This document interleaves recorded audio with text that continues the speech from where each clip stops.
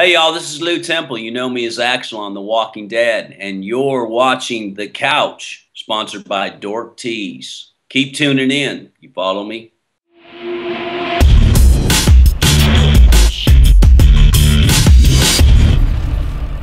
Hey guys, welcome to The Couch, sponsored by Dork Tees. I'm Dan Henry with DorkTees.com. And I'm Enrique with Enrique's Walking Dead Group. Today we have Lew Temple, who played Axel on The Walking Dead, via Skype for an interview. Hey fellas, how are you? Good, how you doing? Lew, this is Dan Henry.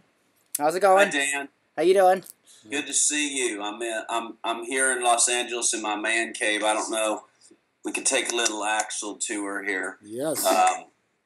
Got a variety of little Axel paraphernalia as well as Perry the Platypus and, all things Walking Dead. And then... is that all from your fans? It's all from fans, Wow. yeah. Cool. Wow. It's really great. Yeah, it's amazing some of the art that they do. So I'm always very... honored and blessed. They send me things like mustache wax. Does it work? It does. Some of it works better than others. I will admit that. It doesn't all work, but it's pretty good. Yeah. We're coming down to Florida. Yeah, I'm going to see you at Spooky Empire. Right. Yep. That's a big show, no? Yep. Do you go every year? No, this is my first time going, actually. Likewise. Yeah? I'm excited. So am I. Can't wait. Can't wait to meet you, personally. Yeah, it'll be great. And Vincent Ward's going to be there, too. I actually told him I was Skyping you. He told me to tell you said hi. Who did? Vincent Ward. Oh, yeah, man. Vincent's my brother from another mother. That guy's great. Yeah, he's a good guy. I'm a huge fan and friend of his, so we try to do as much as we can together. Yeah, he's a big supporter of the group, actually. He's in the group. Oh, good. Yeah, man. He's great. He's great. Nice. We're going to Atlanta next weekend. We do the Walker Stalker, which is a huge show, and then Spooky Empire, which is a huge show. So that'll be great. We'll be kind of finishing off the year with two huge shows. And guess what happens this Sunday? Walking Dead. Yes. Oh, I was going to tell you that Norman Reedus gets killed, but you already know. Oh! Yeah. We already knew that, right? That would not happen. Oh. They would riot, so... There would be a riot. There would be a riot. At least with all our young feminine fans. Don't forget, guys, The Couch is sponsored by DorkTees.com, funny shirts for nerds, where you can get shirts like Captain's Log, These Hoes Ain't Loyal, Hello Zombie, Ladies Love a Little Wookie. Visit DorkTees.com for more hilarious t-shirts. Here I am. Most of you know me as Axel on The Walking Dead. I'm Lew Temple. I'm here with Enrique's Walking Dead page based on Facebook. We are here and we are discussing all things Walking Dead and other things as well, like Florida and the delightfulness. You are actually 3 hours ahead of me. I'm in Los Angeles right now. Right. In my man cave, you are in Florida, in your man cave in the Tampa area. We'll meet in Florida at the end of the year, or the end of October. I'm seeing that it's October 24th through the 26th in Orlando, Spooky Empire. So anybody that's in the Orlando, Georgia, Alabama area, slide down and say hello to Enrique, Dan, and myself. And you, Dan, have offered that you have some questions. Well, Lew, the first question we'd like to ask you is, there have been tons of horror movies, horror shows for the past several decades, but none of them have had the impact or the instant popularity such as The Walking Dead. We'd like to know why you think the show got so popular so quick. Yeah, I think it's, we often on set are amazed and honored and humbled, in essence, and that, I think, is why we continue to do the type of work that we do. We never rest on our laurels on set, and we try to outdo ourselves each episode as if we might be getting canceled. We talk often about it being, we refer to it as a cultural phenomenon, and it is. It's cross-culture, because invariably when we go out in the public and meet with the audience, and we refer to y'all as the audience as opposed to fans, because we feel like there's a symbiotic relationship, and that that you inform the show as much as the show informs you as to what may need to occur, like losing a character very dear, like Axel. Yes. Though you may not enjoy that or appreciate it, there's something about needing to understand that you can't become too attached, because it's a dangerous world. But back to your question, which is a great question. Why is it so popular? I think it resonates and relates to our current situation in life. Not one of us wakes up without survival on our mind, whether it's our mortgage, our debt, the cost of education, the price of gas or milk. A man reaches into his pocket, he has $5. Does he put it into his gas tank or bring home a gallon of milk for his babies? These are things that are real. And I think that the walkers, as we call them, as opposed to zombies, so to speak, are metaphors for the obstacles in life, these obstacles that we have to overcome day to day. And I think it's really easy as an audience to put yourselves in the shoes of us as survivors. What would we do? And then that becomes the conversation that we used to call the water cooler talk in our offices, which is now you on your websites for Virtual Monday and to talk about Sunday's episode. So I think it's really... Robert Kirkman coined a phrase recently that we're in an apocalyptic mindset. And I think that life has gotten to a point where we might just appreciate rebooting and starting over. And if the big apocalypse happened of some sort, could we survive? Would we? Some would, some would not. But either way, we'd wipe the slate clean of some of our woes and get it back to what we feel we can have a grasp of control on. But I just think it's very relatable to what we're doing right now. We have a lot of civil unrest in our country, obviously in the world. We're very populated. Our resources are stretched to their limits, and I just think we get a sense of this is where we're at, watching Rick and the rest of us try to muddle through. And then there's real, who wouldn't want to put a crowbar through the head of a one percenter, one of the rich bastards, and say, take that. Some of us have parents, friends, family members ailing from an infirmity, whether it's cancer or some sort of a disease that we're dealing with our loved ones on the show. Trust issues. Who can you trust? Who do you fear? And I think lines of morality have never been erased so much in the idea that we could go into an elementary school and shoot up children and think there's a reason for that. So those are all big, deep topics. Somebody, Michael Rooker, Merle would sit here and say, bullshit. It's just we like killing zombies. God damn it. Don't you get it? And I think there's an element of that as well. But I think it really goes deeper when we talk to the audience. I think intellectually they connect with what the survival instinct is. Lou, let me ask you, in an apocalyptic world, do you think we would come closer together as people? No. Not in the onset, because I really feel like that's where we're at right now. And I think that we'd have to get through some real rocky time, because I think everybody has... We're generationally just in a situation where we control so much of our personal space and our world. We're not going to let go of that. And if somebody is inferring, well, give up a little bit of your control to follow, a safety group, I'm not sure that we're wired for that today. I mean, we control all our video games, right? My avatar is going to do this, and I will survive and win. What? No, I'm not going in your look. I'm good. I'm good.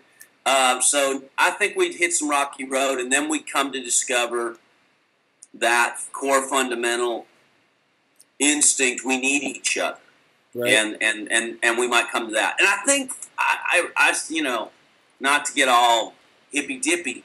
I think that's our mindset. We instinctively know we got to get back with our souls amongst each other, but we just don't know how. So we got to go through some difficult times to get there. Lou, let me ask you, how do you feel about Andrew Lincoln's character Rick Grimes as a leader? I think he's fantastic because I think he's flawed, and most leaders are flawed. They're flawed to understand right from wrong. They're flawed in their decision-making process, and they just have to do the best they can. I'm not so sure that Rick is always absolutely convinced that he's right, but I am sure that he's convinced he's doing the best he can. And I think that's all we can ever ask from ourselves. I heard a great quote today. I forget who said it. Some gentleman that's building a show called Dirty Jobs or something. Okay. And he said, I don't need to succeed. I just need to try. And I feel like that's what life is, showing up. And so I think Rick is great. Rick shows up every time, even when he's not there and having hallucinations. He's fighting that. And those are the flaws that we see. And I adore that the show is given our hero. And I think he's the type of guy that I would follow. And he's the kind of guy I would look for to lead.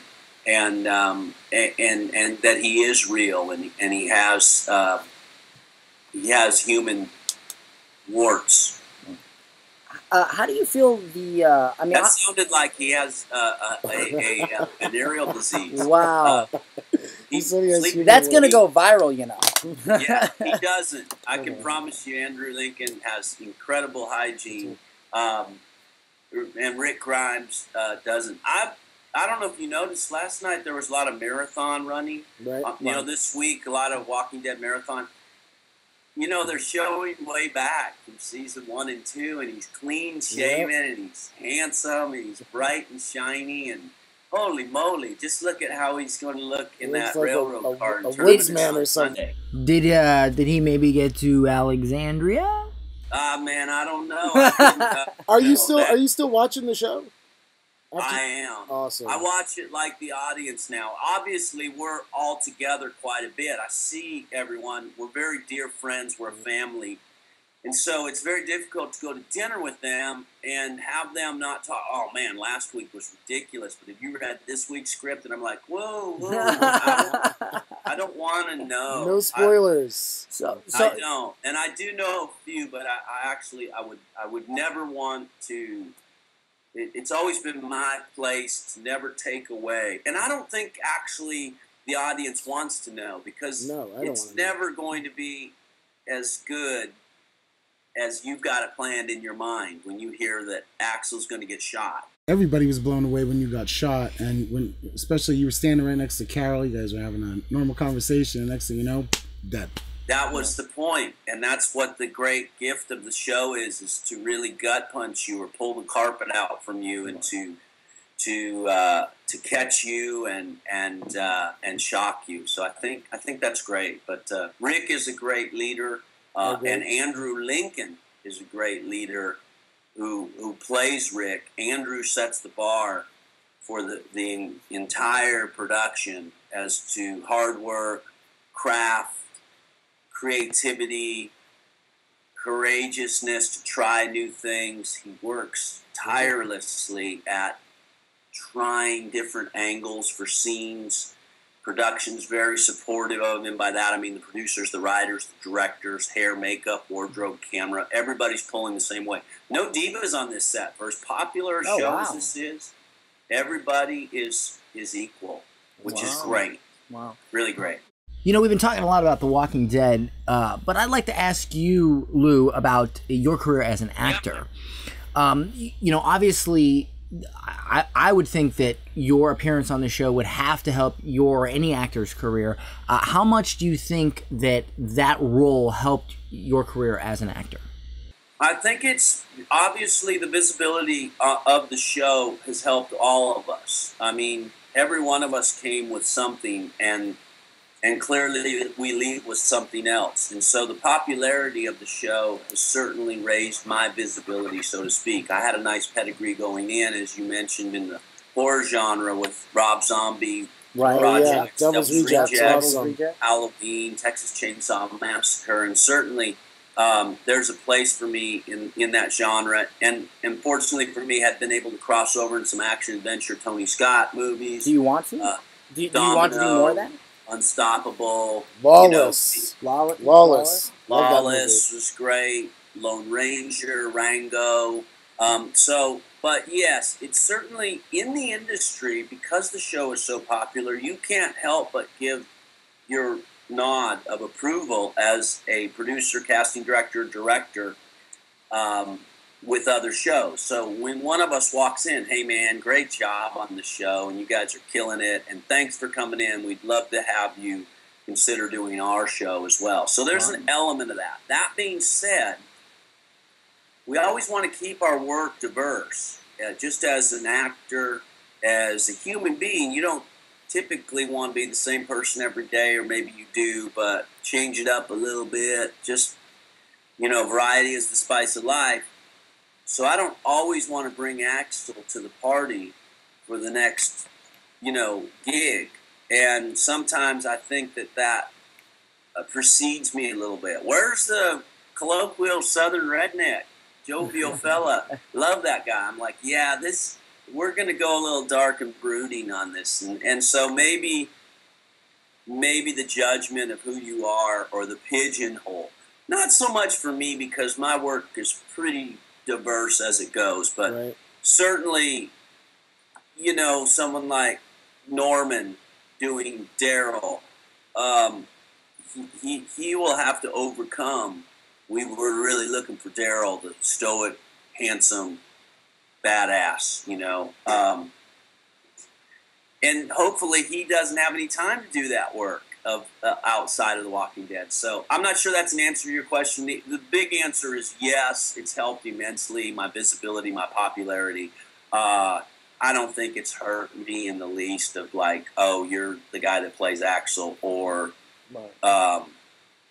that being said, a funny side note is I do get hired outside of The Walking Dead often, and invariably I'm sort of looking to shave my mustache particularly, and nobody ever wants to do that.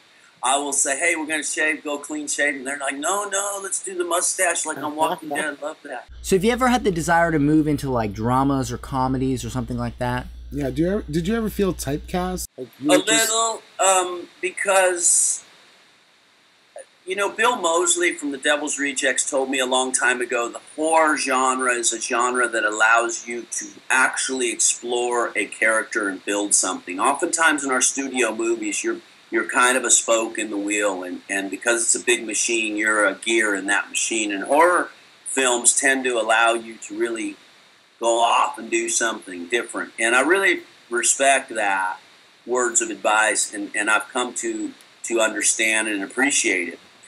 So I do like the opportunities that I get in the horror genre to do different things in the work. But things that I haven't done, I think typically are things that I may not see myself doing, and those would be good muscles to stretch. Like when you go into a gym and you work out, you typically don't get into a Pilates class, or I'm going to go do ballet or something. But actually, those are really good muscles to work.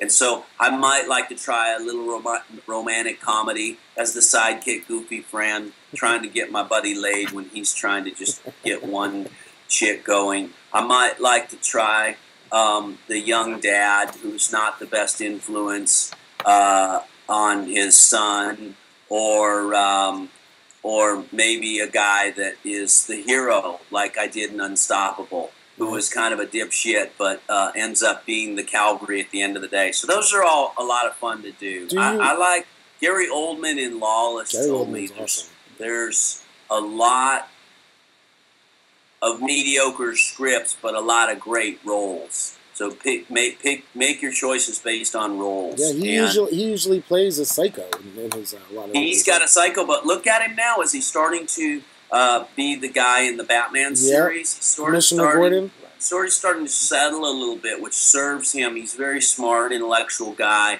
and he's probably tired of raging, and now he's going to intellectualize his rage. But he's exceptional. Lew, do you have a favorite character, favorite role you played?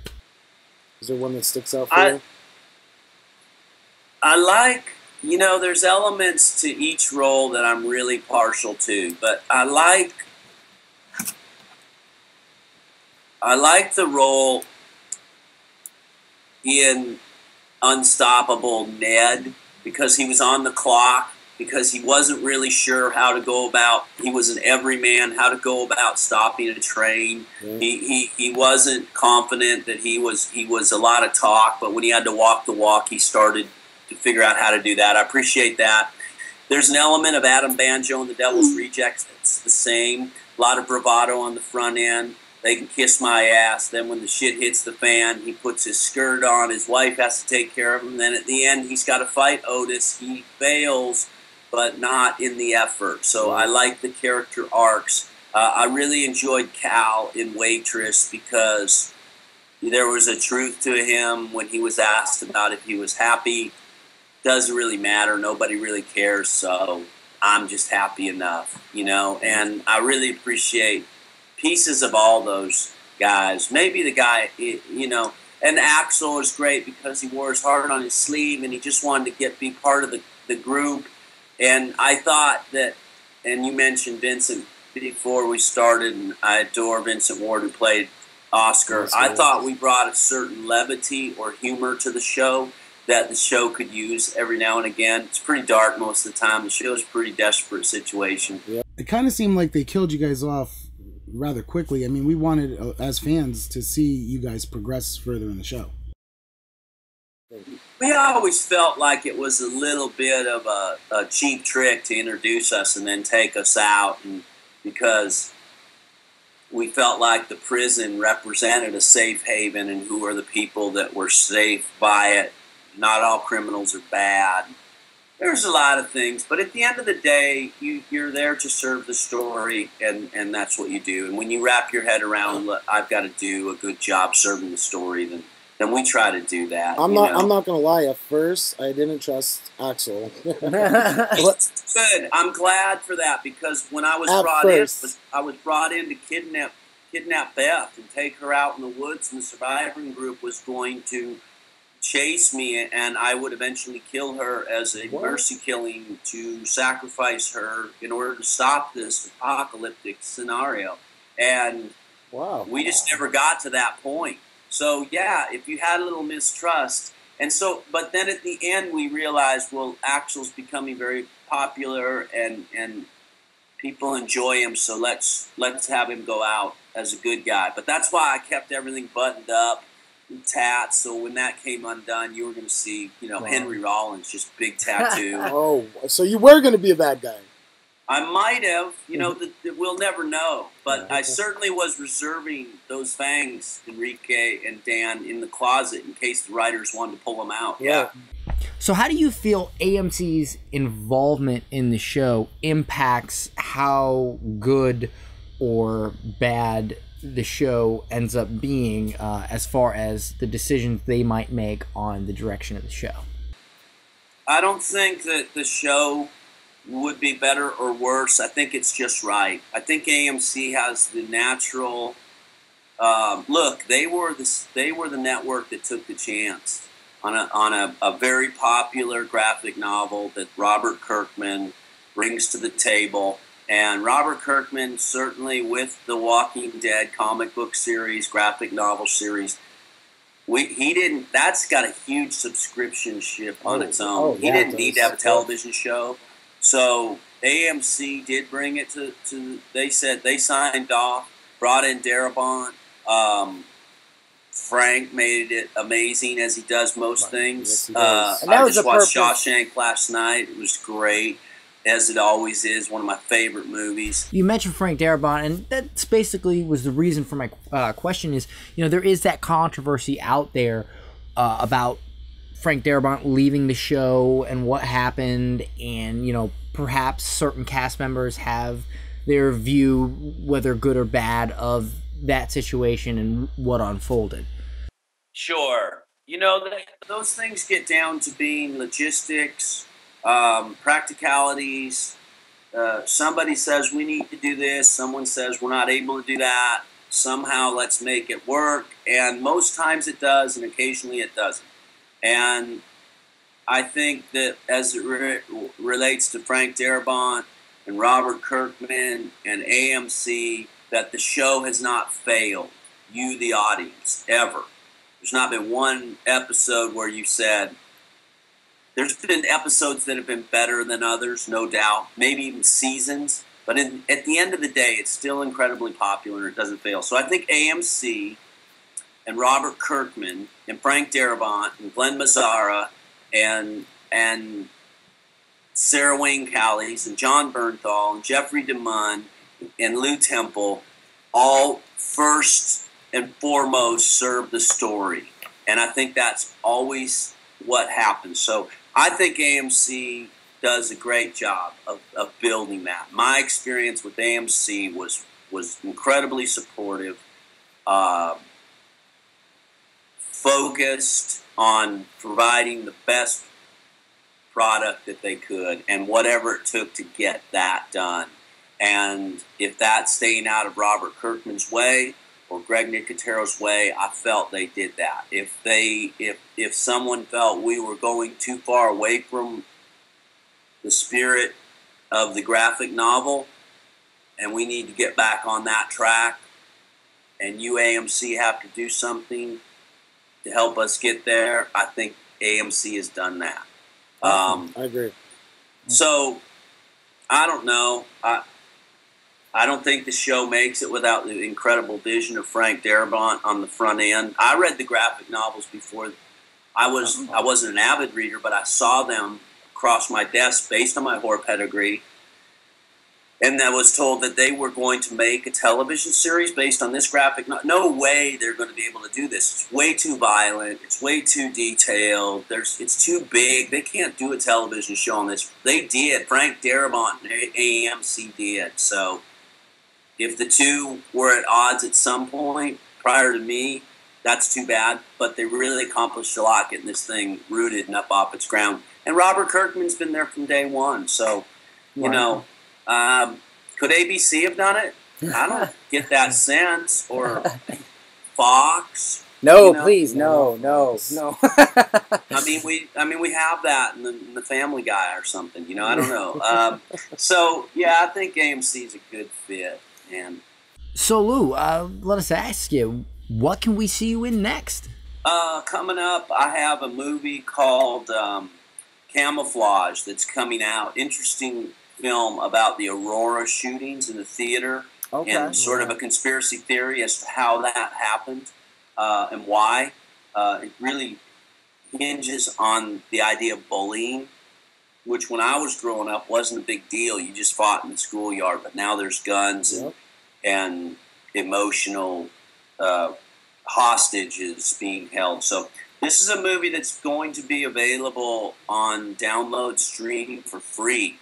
And it's kind of cool. I'm kind of excited about it, and it's just to enhance awareness. So that's called Camouflage. I have a movie that's out on Netflix that I'm really proud of called Wicked Blood. Blood. It's with Sean Bean, Abigail Breslin, James Purefoy, and my good friend Jake Busey, and this is sort of Breaking Bad meets Donnie Brasco. It's kind of a crystal meth dysfunctional family. We get it in the veins, man. And I really like my role in that, so I'm excited for that. And I am going to go do a bullfighting movie called The Red Blanket in the spring over in Spain. And so, for all you animal activists, we'll try to represent the culture of bullfighting as opposed to the animal abuse or degradation, I suppose. But it's a really great epic story, and hopefully we can get that pulled up and get, some poetic justice to bullfighting as it goes. And then I have a movie coming out called Shangri-La Suite, which is really cool. Badlands, very Badlands. Two young kids get together, a little ditty about Jack and Diane, and they come to 1970s Los Angeles to kill Elvis Presley because he's gotten fat. And and That this he is did. Go ahead. That he did. Yeah, right. And that just messed up the gumbo in their mind. Lou, let me ask you something. Clearly, and they're a little natural born killerish, so clearly they're a little off. And it's such a great story, and I'm really excited for that, actually. So I have a lot of indie films. I guess I went out after The Walking Dead, tried to hold on to honoring The Walking Dead as a great television show.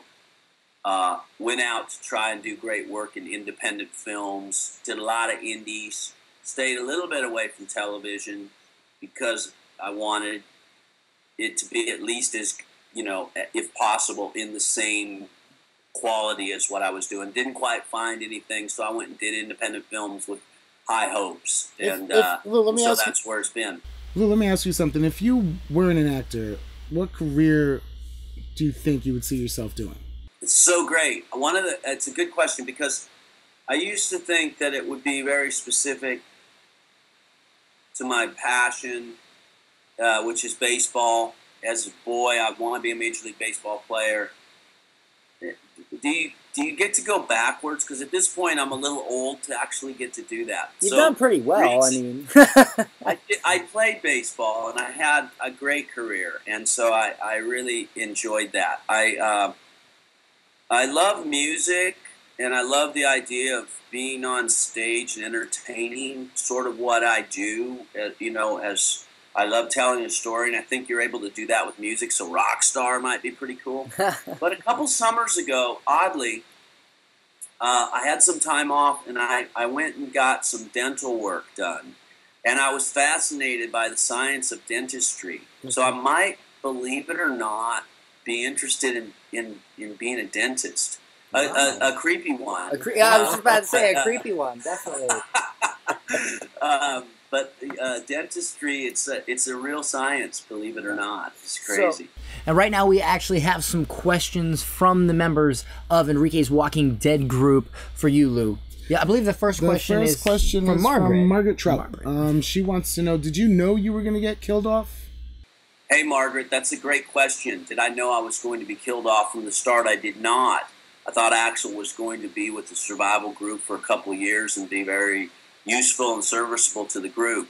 We got painted into a little bit of a corner at the prison where people were feeling pretty comfortable, and we were growing vegetables, and it looked like we were going to reestablish. And so I feel like the show, or I was told the show needed to pull the carpet out from underneath the audience a little bit at that point in time, and I drew the short straw. I was told 3 weeks in advance of it happening that I was going to be taking a bullet to the head. And of course, when you get the word, you do what I call the denial dance, and you try to come up with an alternative, like, what about that Allen guy? He's a real asshole. Let's get rid of him. No, he'll have his day. So then you accept it, and you want to do the best job as possible to honor your character. And I'm really proud of how Axel went out and how he was honored in his death. Yeah. We had a question from Lena Woods. She wants to know, did you become close friends with anybody in the cast? Oh, Lena, that is a great question. People often ask me, what'd you take, like a memento? maybe a jumpsuit from the prison, or A hand. the slippers, or it was a piece of one of the walkers that we burned, or my shiv. And what I really took was lifetime friendships starting with everyone: Andrew Lincoln, Norman Reedus, Scott Wilson, Lauren Cohen, Sarah Wayne Callies. These people invited us in and welcomed us as new members to the cast as if we were family, and particularly Vincent Ward, my dear, dear friend, and we're together so often. So absolutely close with everybody, and it's very sad when someone leaves because you are losing a friend. Not just that, like a good athletic team, when you lose a player or an actor that has a caliber of the type of actors that they're casting, it's hard on the team. Wow, we got to replace Scott Wilson. We got to replace Jeff DeMunn. How the hell are we going to do that? They were perfect. This is not easy. All right, Michael Kuditz, he's pretty good. Yeah, Josh McDermott, yeah, okay, that works. Chad Coleman, yeah, all right. They keep replacing with good players, but it takes its toll just as an actor to have to replace a teammate as well as a friend. Is Lauren Cohen just as hot in person as she? Dude, she's hot. She's smoking. She's adorable, and she's just sweet, and I love her accent. Really. Yeah, she's pretty on the outside and pretty on the inside, and she's really got a great spirit and essence. She lights up the set, and she does a lot of heavy lifting she's had to do a lot of emotional work on the show, as has everyone. So she's just been great. Do you think Lauren would still be hot as a walker? Yes. Yes. Yes. That's gross. She would be hot as a walker. I got a question from Desiree Holmes. If you had to choose your own death, how you died on the show, how would it have been done for you? How would you have wanted to die? That's a good Desiree, another good question, because I was actually asked if I wanted to reanimate and become a walker, and I said, no, I don't. Why? So Carl can come out and put me down? No. I wanted to go out in a very shocking manner. It occurred to me that one of the shocking things that I'd seen in my life was those Zapruder tapes when JFK was shot in the head. Yeah. And I wanted it to be that much of a gut punch and a gasp. And so that was exactly how we wanted it to be planned. So, no, I couldn't think of another way to be going out unless I was up in the tower with Maggie. Okay, we got one. I didn't know if that was going to slip by or not. We got one from Jenny Laidlaw, and they want to know if you were mooned at all by Daryl. We hear that he likes mooning people. On set, Daryl's never mooned me. In the shower, though, oftentimes when Vince will pick the soap up. You did play a prisoner, so. Yeah, all we know is prison love. Yeah. Let's go. I hear there's a lot of pranks on set, too. Tons of pranks. We'll show up. I think our favorite pranks are to pull on directors, because we have different directors every episode. So while they are part of the family, and several of them come back and return, they're not there all the time. So they're primed and they're always really focused, and let's get this and let's get the shot and then move on to the next. So occasionally we'll come in wearing masks or sombreros into a scene, or maracas, or playing guitars or something, walking into a scene, and it'll catch them off guard. Someone will dress up as a walker, and show up. Someone shows up missing an arm or something. So yeah, we do a lot of pranks. Got to. It's a long, hard, hot, heavy day. So you got to have some fun. Did you ever get Greg Nicotero? I know he directed a couple episodes. Greg directed me on a couple of occasions. I've been knowing Greg for a long time. He's awesome. Starting Texas Chainsaw Massacre. He was our special effects makeup artist on that. Okay. Great story quickly is that Greg Nicotero and I bear a certain resemblance in head and facial structure. So when the decision to take Axel out was made, the final decision was done a little late, and didn't give Greg enough time to life cast me, put me in what they call a body cast. That means make a bust of my head. Like a And mold, so, because he's played several walkers, he had the bust of his head. So the actual mannequin that's laying on the ground is of him, which I'm quite honored because he's such a revered.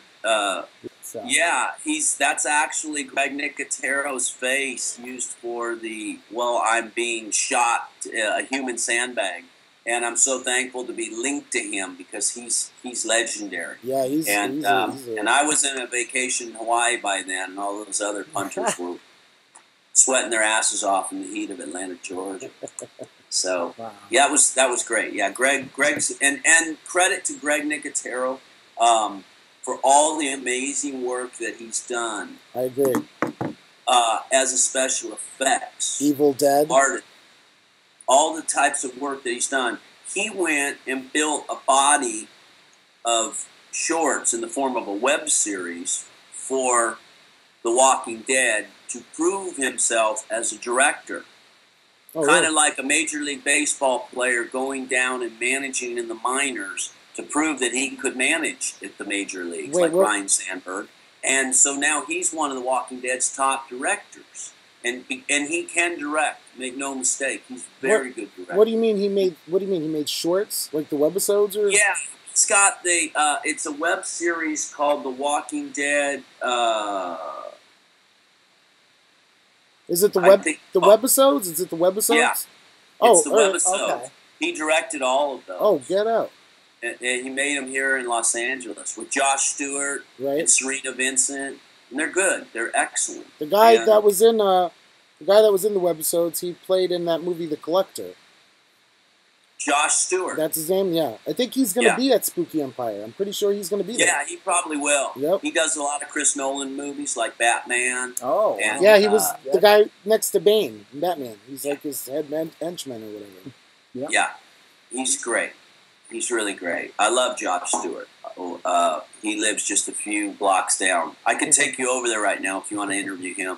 Oh, hey! If you're offering. Let's go say hi.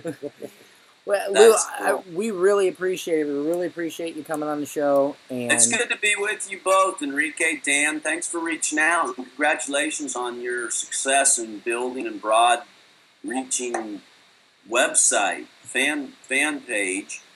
And I know you're super excited for Sunday. Oh.